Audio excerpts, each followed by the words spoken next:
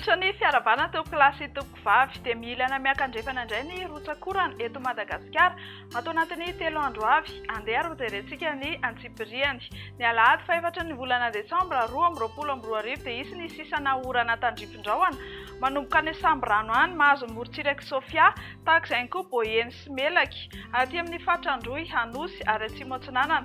Ny ankoatr'izay moa dia andrahona na andrahona mitsitokotoko. Ny tolakandro indray dia anoram-baratra mety arahana tafiotra manomboka amin'iny Fatry Sofia iny mahazo any Boyeny, Melaky tahaka izay koa aty Menabe, Bongolava, Itasy, Vakinakaratra, Amoronmany, Hotomatsiatra, Iorombe, Atsimo Atsinanana ary Anosy.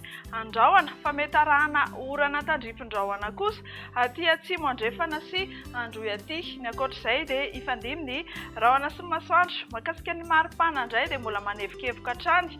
Aty amin'ny avoatany dia manodidina ny 5 hatramin'ny 7 degré Celsius no mafana indrindra. Ny any amin'ny morontsiraka kosa dia eo anelanelany 7 hatramin'ny 9 degré Celsius. Ny alatsinainy 5 volana desambra 2024 dia isitraka oram-baratra araka nefa voalaza teny am-piandohana ny ilany andrefan'ny Madagasikara.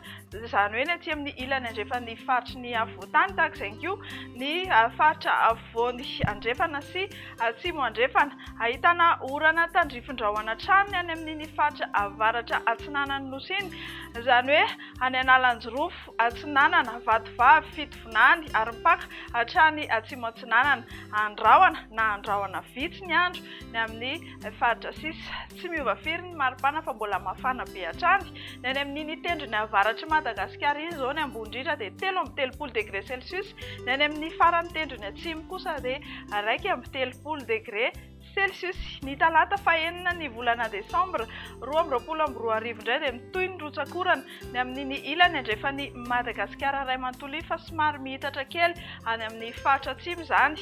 Anorana tandrifin-drahona kosa any Analanjorofo sy Atsinanana ifandimby eo ny Maloka sy ny Mibalika ny any amin'ny faritra sisa. Mahakasika ny maripana indray dia tsy mbola misy hatrany ny fiovana dia misongadina be loatra 14 degré Celsius izao ho amin'izay talata izay ny Vakinakaratra ny amin'ny maraina. Ny amin'ny tolakandro kosa dia manodidina ny 19 degré Celsius. Ny any amin'ny morontsiraka Atsinanana dia 20 hatramin'ny 13 degré Celsius ary ny morontsiraka Andrefana ny mafana indrindra dia manodidina ny 30 hatramin'ny 19 degré Celsius.